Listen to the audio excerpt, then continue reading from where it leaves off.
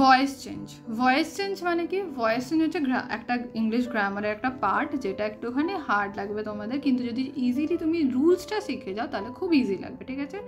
Voice change পুরোপুরি based on rules, মানে তুমি যত রুলসের ওপর বেসড করে করবে, যতগুলো রুলস লার্ন করবে, ততগুলো ভালো করে ভয়েস চেঞ্জ করতে পারবে। অনেকগুলো ভয়েস চেঞ্জের পার্ট আছে, তাদের মধ্যে কিছু কিছু পার্ট এখানে আছে, কিছু কিছু পার্ট আমি দিইনি।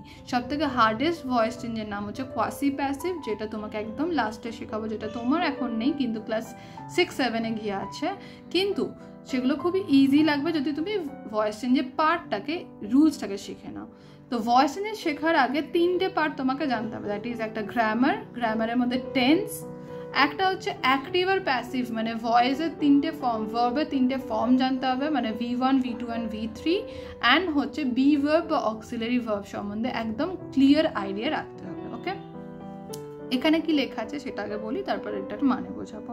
Voice change: when the sentence or the verb is in the active voice, the doer or the actor of the subject is given more emphasis. মানে কি? আচ্ছা, ভয়েস চেঞ্জ এক রকমের, কিরকম ভাবে বলতে হয়? ভয়েস চেঞ্জ মানে হচ্ছে অ্যাক্টিভ আর প্যাসিভ। অ্যাক্টিভ মানে কি? ভয়েস চেঞ্জ মানে হচ্ছে একটা পার্সন কোনো কাজ করছে, সেই পার্সনের কাজটা আমরা অন্য কাউকে বলছি। ধর আমি বললাম যে দাদা আমাকে মেরেছে, এই কথাটা যখন আমি অন্য কাউকে বলবো তখন বলবো যে দাদার দ্বারা আমাকে মারা হয়েছে। আমি চকলেটটা খেয়েছি, আমার দ্বারা চকলেটটা খাওয়া হয়েছে। এইভাবে তোমরা বাংলাতে অলরেডি করেছো, সেম জিনিসটা ইংলিশে করতে হবে, ঠিক আছে? তাই অ্যাক্টিভ আর প্যাসিভ, অ্যাক্টিভ ভয়েসেতে কোনো রকমের টেন্সের চেঞ্জেস থাকবে না, কোনো রকম কিছু চেঞ্জেস থাকবে না, কিন্তু প্যাসিভ ভয়েসে আমরা দেখতে পাবো যে টেন্সটা অলওয়েজ V3-তে থাকবে আর অলওয়েজ পাস্ট ডেতে কন্টিনিউ হবে। ওকে, তো when the sentence মানে যখন একটা সেন্টেন্সের ভার্ব অ্যাক্টিভ ভয়েসে থাকবে, the doer মানে যে কাজটা করছে, যেমন বললাম আমি চকলেট খেয়েছি, সেই doer মানে আমি, অ্যাক্টর মানে যে আমি যে কাজটা করছি, আমি হলাম এই সেন্টেন্সটার সাবজেক্ট, আর মোর এমফাসাইজ এখানে মেন ডিসক্রাইব করছে আমার কাজটার উপর, ঠিক আছে? ইট means that the subject is active while his action is passive, মানে সাবজেক্টটা এখন অ্যাক্টিভ আছে কিন্তু ওর কাজটা হচ্ছে প্যাসিভে আছে। Generally, when the sentence is in the active voice, it starts with the subject. যখন কোনো সেন্টেন্স, নর্মাল যে কোনো সেন্টেন্স ভয়েস চেঞ্জের স্টার্ট হয় সাবজেক্ট দিয়ে, স্টার্ট হয় কি দিয়ে? সাবজেক্ট দিয়ে। যেমন হচ্ছে আমি চকলেট খেয়েছি, তাহলে আমি হলাম এখানে সাবজেক্ট।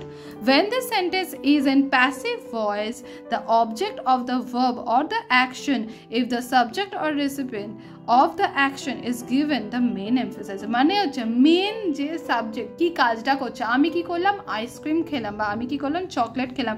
এখানে মেন কাজ হচ্ছে আমি কি করেছি? চকলেট খেয়েছি, এটা হচ্ছে খাওয়াটা হচ্ছে কাজ, তাহলে এটার উপর পুরোটা চেঞ্জ হচ্ছে। It means that the doer or the action is passive and the object of the verb or the action of the subject is recipient of the action is active. যখন আমি যে কাজটা করবো সেই সাবজেক্টের সাথে সেই কাজটা হয়ে যাবে অ্যাক্টিভ, আর যখন সেই সাবজেক্টটা পরে চলে যাবে এবং কাজটা আগে হয়ে যাবে, that is called passive.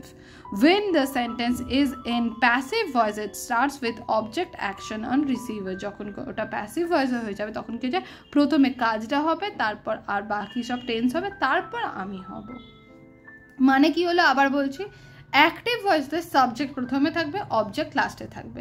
Passive ভয়েসে object স্টার্টিংয়ে থাকবে, সাবজেক্ট লাস্টে থাকবে। ওকে, এখানে আমি একটা এক্সাম্পল দিয়ে তোদেরকে দেখাবো যে কিভাবে একটা সাবজেক্ট, একটা অবজেক্ট, যেটা এতক্ষণ ধরে বললাম, এটা কাজটা কি হলো। যেমন হচ্ছে আই রাইট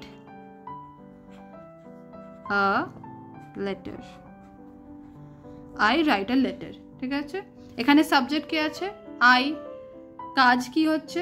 লেটারটা লেখা হচ্ছে, তার মানে সাবজেক্ট কি? আই, আর কাজটা হচ্ছে লেটারটা লেখা হচ্ছে। তাহলে এটা হচ্ছে সাবজেক্ট, সাব, এটা হচ্ছে অবজেক্ট, অব। অবজেক্টটা সামনে আসবে, সাবজেক্টটা লাস্টে আসবে, মাঝখানে একটা বাই বসবে, ঠিক আছে? এটা হচ্ছে ফাংশনটা। তাহলে কি হবে? আইটা লাস্টে হয়ে যাবে আর লেটারটা সামনে আসবে, কি হবে? আর লেটার। এবার হচ্ছে কি বলেছিলাম, শব্দ হবে পাস্ট এতে, তাহলে কি হবে? আর লেটার ওয়াজ, আর V3 এটা হচ্ছে ভার্ব, ভার্বের থার্ড ফর্ম, মানে হচ্ছে V3-তে বসবে। আর লেটার ওয়াজ রিটেন by আইটা চেঞ্জ হয়, আমি রিটেন বাই আই লিখলে কি শুনতে ঠিক লাগছে না, তাই এখানে প্রোনাউনটা চেঞ্জ হয়ে মি হয়ে যাবে, তাই জন্য হয়ে গেল a letter was written by me. তাহলে কি হলো, ফার্স্টে সাবজেক্ট আর অবজেক্টটাকে আইডেন্টিফাই করতে হবে, নিয়ে সেটাকে এক্সচেঞ্জ করতে হবে, জায়গাটাকে চেঞ্জ করার পর এখানে একটা বাই বলে ওয়ার্ড অ্যাড করতে হবে, আর অলওয়েজ V3-তে ইউজ করতে হবে, করার পর যেটা বাকিটা থাকবে সেই পোর্শনটা এখানে বসে যাবে। এতটা অবধি বোঝা গেল? Rule number 1, the structure of the active voice কি হলো, ডুয়ার, অ্যাক্টর অর সাবজেক্ট। আমি তিনটে নামে ডাকতে পারি, আইদার ডুয়ার মানে যে কাজ করছে, আইদার